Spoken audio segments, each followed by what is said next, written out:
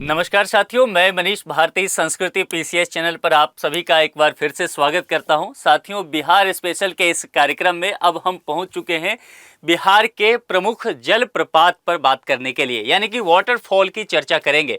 आप जैसा कि जानते हैं वाटरफॉल क्या होता है, सबसे पहले इसी पर चर्चा कर लेते हैं। देखिए, वाटरफॉल कहने का तात्पर्य यह हो गया कि एक ऐसा पानी का बहाव जो किसी पहाड़ी या पठारी क्षेत्र से ऊंचाई से, कहने का तात्पर्य है कि तीव्र गति से नीचे गिरता हो, तो उस जगह को, उस तरह की स्थिति को हम लोग वाटरफॉल कहा करते हैं।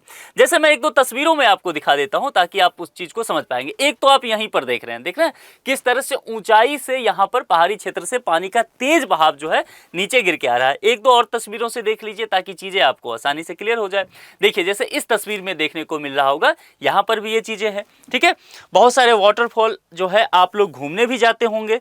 यहां पर देखिए यही चीजें है ना, दूर से कहीं से यहां से पहाड़ी क्षेत्र से आता हुआ और तेज गति से आप देखेंगे नीचे की तरफ गिरता हुआ जल मिलेगा। ठीक है, अब इसको लेकर के चर्चा की जाती है। ये पर्यटन स्थल के रूप में काफी जाना जाता है, लोग यहाँ घूमने जाते हैं, मनोरंजन करने जाते हैं।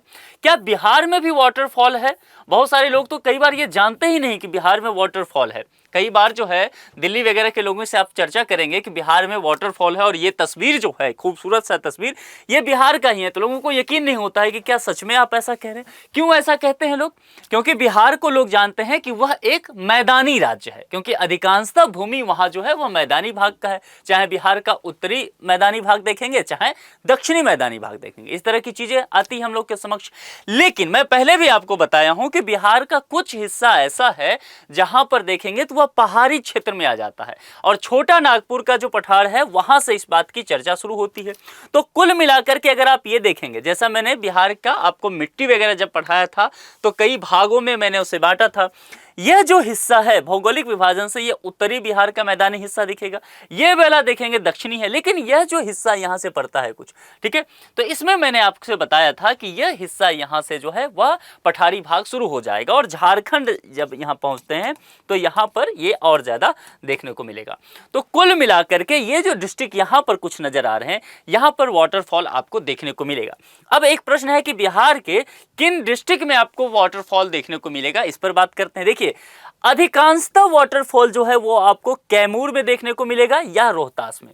ये दो डिस्ट्रिक्ट यहां पर जो है, यहीं पर आपको ज्यादा वाटरफॉल देखने को मिलेगा, और एक जो है वह आपको नवादा में भी दिख जाएगा। ठीक है, तो कुल मिलाकर के कैमूर, रोहतास में का जो मुख्यालय, डिस्ट्रिक्ट का नाम रोहतास है लेकिन इसका मुख्यालय कहां है? सासाराम में। हम लोगों ने इस पर चर्चा किया था, तो सासाराम में भी आपको दिखेगा, मतलब रोहतास और सासाराम दोनों इसी डिस्ट्रिक्ट में आ गया, कैमूर और फिर नवादा। इतनी बातें क्लियर है आपको? इसको लेकर के अब हम लोग चर्चा करते हैं और समझते हैं कि कहां पर बाकी क्या चीजें हैं।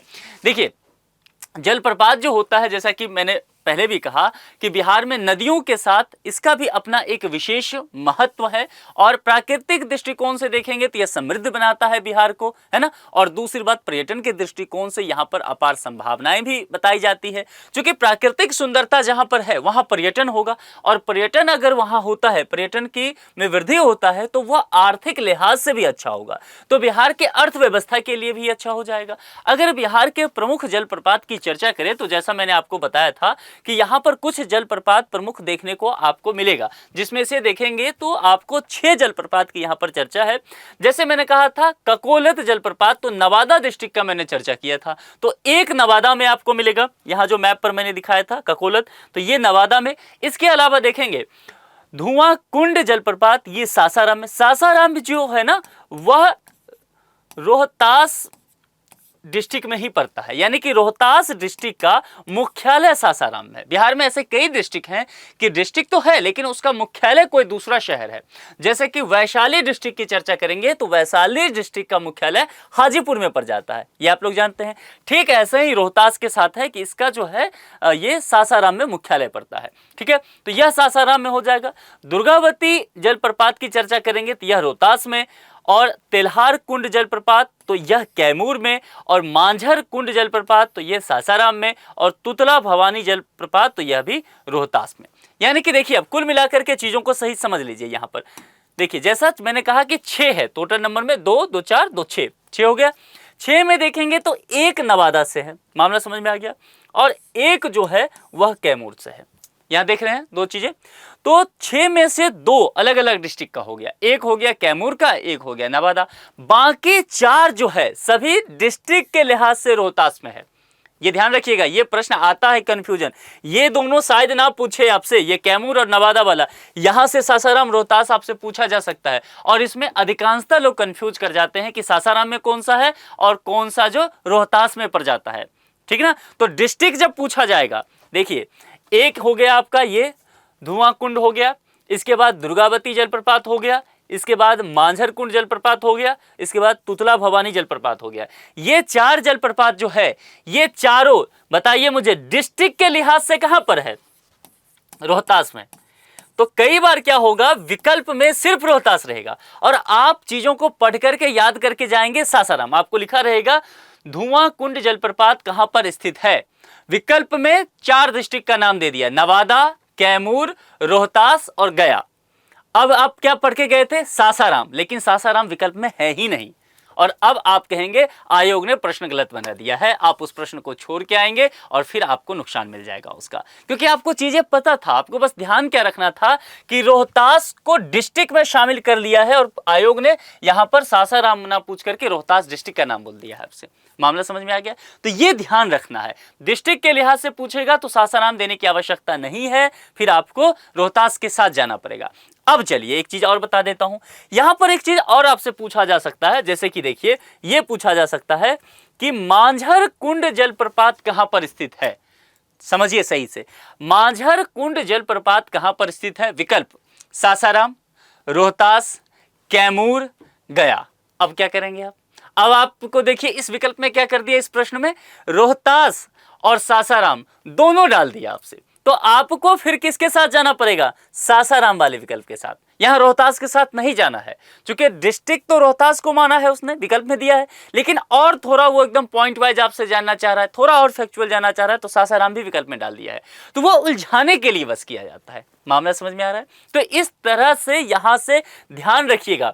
तो यहां पर देखिए रोहतास में अगर 4 जो है, चारों रोहतास में है, तो देखिएगा इसमें से 2 जो है, जैसे एक ये हो गया सासाराम, ठीक है, और दूसरा ये सासाराम, तो 2 सासाराम और 2 जो है ये वाला देखेंगे, तो ये दोनों रोहतास में। मामला समझ में आ गया? बस यहां से कंफ्यूजन हटा के रखना है। बार बार मैं कह रहा हूं, मैं इतना बता दे रहा हूं, इसके बाद भी देखेंगे प्रश्न आएगा और आप गलत कर जाएंगे। तो ध्यान से रखिएगा, क्योंकि बहुत सारे अभ्यर्थी ये गलत करते आए हैं लगातार, और सभी बताते हैं कि यहां से कंफ्यूजन होगा और होता भी है, और धूमधाम से गलत करके आ भी जाते हैं, इसलिए बहुत ध्यान से, ठीक है। अब चलिए ये जो 6 है इसको एक एक करके स्टडी कर लेते हैं। सबसे पहले देखते हैं ककोलत जलप्रपात को। देखिए ककोलत जलप्रपात की जब हमने चर्चा किया था तब हमने आपको बताया था कि यह नवादा जिला में स्थित है ना, मैप पर आपको मैंने दिखाया था ये जो नवादा जिला, तो ये नवादा जिला में स्थित है। अब नवादा जिला में इसके विषय में थोड़ा सा और देख लीजिए। यहाँ पर देखिए ये जो है ककोलत पहाड़ी में स्थित है, तो एक फैक्ट आपके लिए क्या हो गया, ककोलत पहाड़ी, ठीक है। दूसरी बात नवादा जिला, दूसरा फैक्ट हो गया। ऐसे कीवर्ड को पहचान लेना है, बाकी चीजें एडिट कर दीजिए, ठीक है। सिर्फ कीवर्ड देखिए, ककोलत पहाड़ी, नवादा जिला, ठीक है। और ककोलत पहाड़ी याद करने की आवश्यकता तो है नहीं, क्योंकि ककोलत जलप्रपात उसी के नाम से बना है। उसके बाद जो है नवादा में 16 किलोमीटर दक्षिण में स्थित है। तो ये नहीं पूछेगा जनरली कि 16 किलोमीटर दक्षिण उत्तर, लेकिन ये पूछ सकता है कि कहाँ है, दक्षिण, पूर्व, पश्चिम, तो ये दक्षिण के हिसाब में ये आपको देखिए यहाँ पर दिख रहा है ककोलत फॉल्स, तो ये आपको ध्यान में रखना है इस लोकेशन को, ठीक है। उसके बाद ऊंचाई पूछा जा सकता है। जलप्रपात से जब भी प्रश्न बनते हैं तो उसकी ऊंचाई पूछ लिया जाता है। इसकी ऊंचाई कितनी है? 47 मीटर, यानी कि 107 फीट। तो फीट में भी याद रखना है और ऊंचाई मीटर में भी याद रखना है। किसी भी जलप्रपात की अगर ऊंचाई, एक तो कोई भी जलप्रपात है, कुछ नहीं याद रखना है तो कम से कम क्या याद रखना है कि हमें उसकी ऊंचाई जानना है, वह किस पहाड़ी से निकल रहा है। जलप्रपात पढ़ने के अपने कुछ तरीके हैं। बार बार मैं कहता हूं कि हार्ड वर्क से काम नहीं चलेगा, स्मार्ट वर्क। तो अगर कोई टॉपिक जैसे जलप्रपात का आ गया, सबसे पहले देखना है किस पहाड़ या पठार से, पहला चीज ये हो गया। उसके बाद देखना है कि ऊंचाई, ऊंचाई में दोनों स्तर पर, मीटर में कितना है, फीट में कितना है। आपने पढ़ के गया 47 मीटर का है, एग्जाम में आ जाएगा कि 107 फीट, तो क्या करेंगे, विकल्प में 47 मीटर दिया हुआ ही नहीं है, फीट में आ गया, तो फिर या तो कन्वर्ट कीजिए, उसमें टाइम जाएगा, और नहीं सही से कन्वर्ट कर पाएंगे तो आयोग में क्या करेगा 160 फीट, 161 फीट, 162 फीट, आप गलती कर जाएंगे। तो एग्जैक्ट आपको ध्यान रहना चाहिए। उसके बाद एक चीज और ध्यान दीजिए, नदी अगर कोई निर्माण इससे होता है तो कौन सी नदी, जलप्रपात के साथ यह एक चीज जुड़ा हुआ रहता है कि नदी का निर्माण, तो यह भी आपको देखना पड़ेगा। मामला समझ में आ गया? ये सब चीजें है और ये सब चीजों को आपको ध्यान में रखना पड़ेगा किसी भी जलप्रपात को पढ़ते हुए। तो यहां पर ऊंचाई देख लिया। अब देखिए एक चीज और, यहां पर कड़ोरमा पठार से उतरने वाली 7 धाराओं के संगम में ककोलत जलप्रपात का निर्माण हुआ है।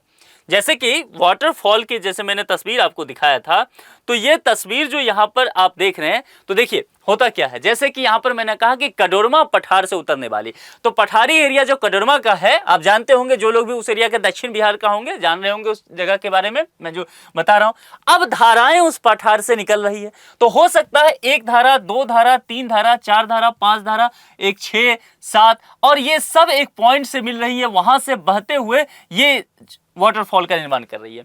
तो इस तरह से, ये मैंने उदाहरण के लिए केवल आपको बताया है, एक रफ आइडिया दे दिया। कुल मिलाकर के 7 ऐसी धाराओं का संगम हुआ होगा एक पॉइंट पे, और फिर यहां से तेज फ्लो जो है वह बढ़ना शुरू हो गया। मामला समझ में आ रहा है? तो इस तरह से इस जलप्रपात का निर्माण हुआ है, ककोलत को लेकर के हम चर्चा कर रहे थे। मामला समझ में आ गया? और ककोलत नदी, तो 2 चीजें तो आपको ध्यान ही नहीं रखना है। एक, पहाड़ी का नाम नहीं याद रखना है। क्यों? जब भी पूछेगा ककोलत जलप्रपात तो ककोलत पहाड़ी। मामला समझ में आ गया? दूसरा, कौन सी नदी, तो ककोलत जलप्रपात, ककोलत नदी। बस अधिकांशतः जलप्रपात के साथ यही चीजें आपको देखने को मिलेगा। बस हाइट पे ध्यान रखिएगा, ये चीजें आपके लिए, और ये जो डिस्ट्रिक्ट है ये है जरूरी। चलिए आगे बढ़ जाएं आप। अब आगे बढ़ते हैं और देखते हैं दुर्गावती जलप्रपात। दुर्गावती जलप्रपात के विषय में थोड़ा सा समझ लेते हैं, क्योंकि ये इंपॉर्टेंट है और यहां से प्रश्न बनते आए हैं, तो इसको थोड़ा सा देखना पड़ेगा। देखिए, जैसा कि मैंने कहा था ककोलत वाले में भी ककोलत नदी, तो मैंने आपको क्या ट्रिक दे दिया था कि जलप्रपात के साथ नदी जुड़ा रहेगा। ठीक है, अब दुर्गावती जलप्रपात, मुझे बताइए कौन सी नदी होगा? दुर्गावती नदी। बस याद हो गया इतनी चीजें। ठीक है, ऊंचाई इसका 300 फुट होगा। मीटर आप मुझे लिख करके बताइए कि कितना मीटर इसका होने वाला है। और सबसे अहम बात, स्थित कहां है?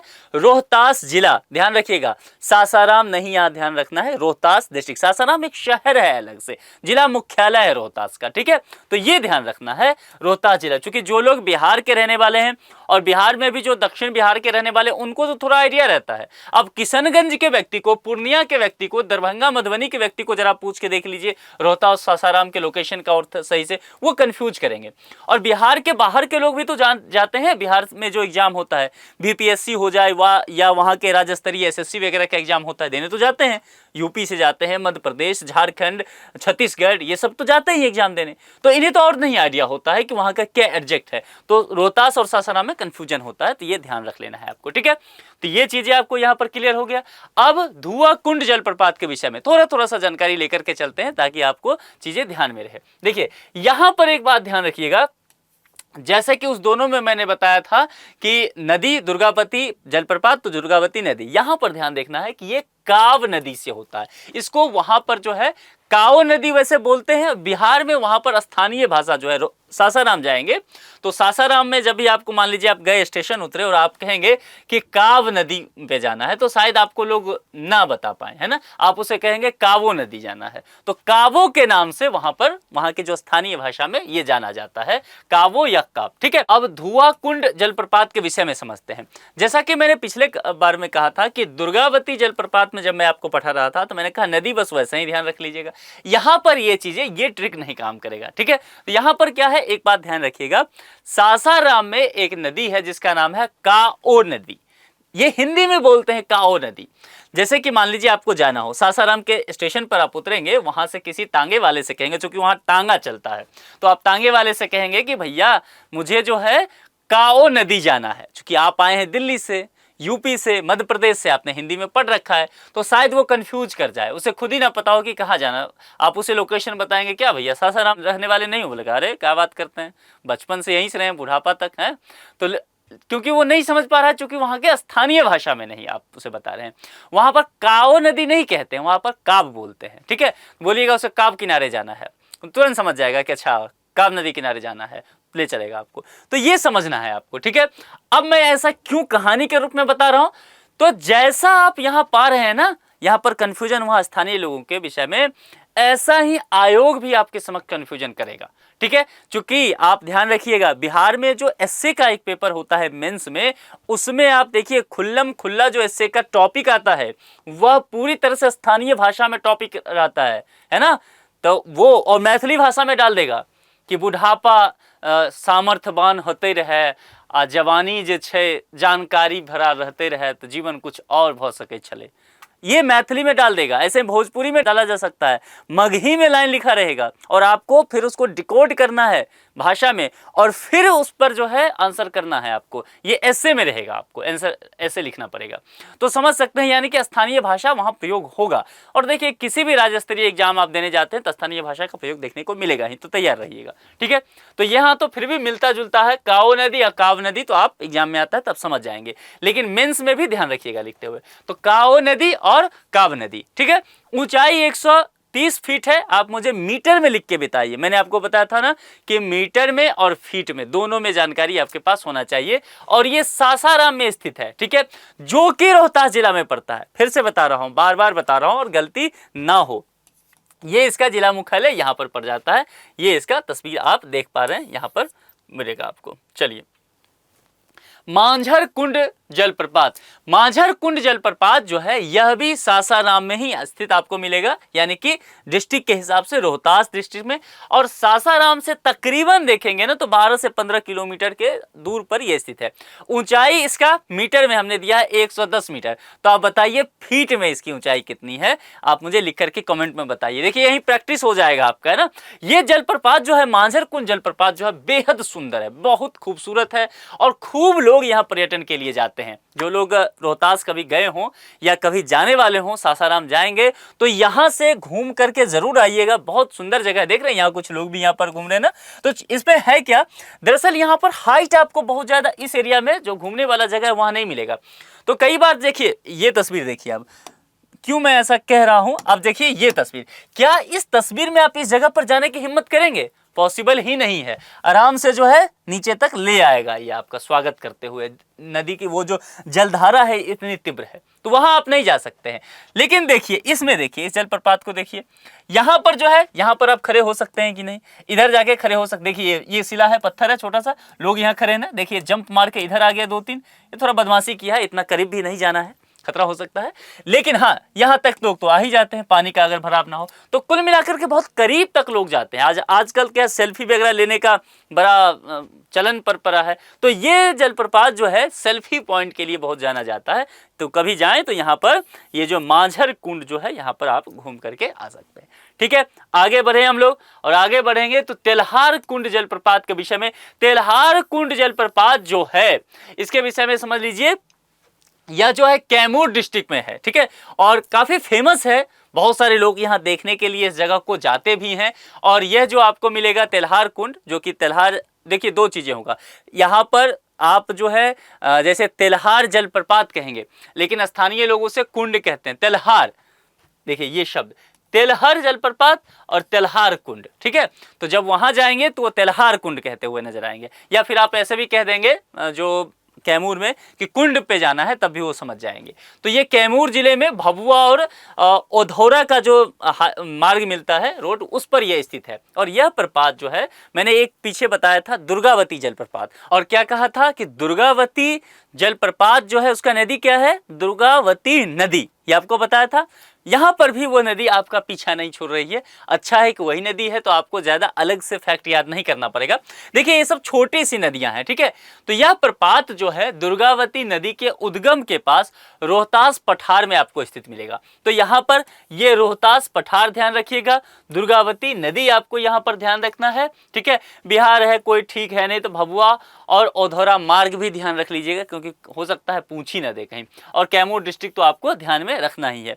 ऊंचाई कितनी है, 80 मीटर है। तो फीट में कन्वर्ट करके बताइए, या आपको ध्यान हो, देखिए ठीक ठाक ऊंचाई है इसकी, ठीक है। और काफी सुंदर है, लेकिन करीब तक जाने इसमें नहीं दिया जाता है। तेल्हर कुंड जो है चारों तरफ से हरा भरा दुर्गम पहाड़ियों से घिरा है, मैंने बताया ना कि नज़दीक नहीं जा पाएंगे क्योंकि बहुत सारी दुर्गम पहाड़ियाँ हैं, हाइट है और काफ़ी ग्रीनरी यहाँ पर है। तो ड्रोन वगैरह का आजकल जो चलन हो पड़ा है उससे लोग देखते हैं, लोग जाते भी हैं, यहाँ तक दूर से देखने में मिलता है। इस झरने की खास बात है ना कि इसका पानी हमेशा ठंडा रहता है। बहुत गर्मी के मौसम में भी आप जाएंगे यहाँ पर, यानी कि जून जुलाई में चले जाइए, इस बार तो 50 से ऊपर टेम्परेचर चला गया था, 55 तक चला गया था, तब भी कहा ऐसा जाता है कि यहाँ पर ठंडा पानी हमेशा आपको मिलेगा। और यही वजह है कि टूरिस्ट के लिए ये काफ़ी अच्छा जगह हो जाता है।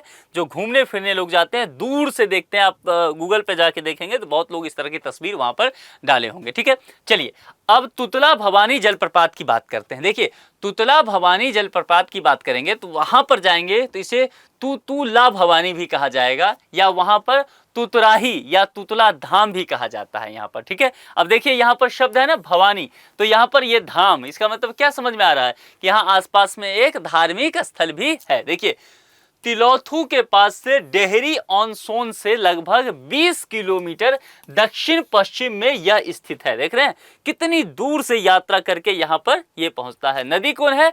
कछुआर नदी। ऊंचाई देखिए 200 मीटर है, ध्यान रखिएगा। ठीक है, और कहां पर? तो रोहतास जिला। यहां पर बताइए मुझे कितने फीट में ये जाएगा।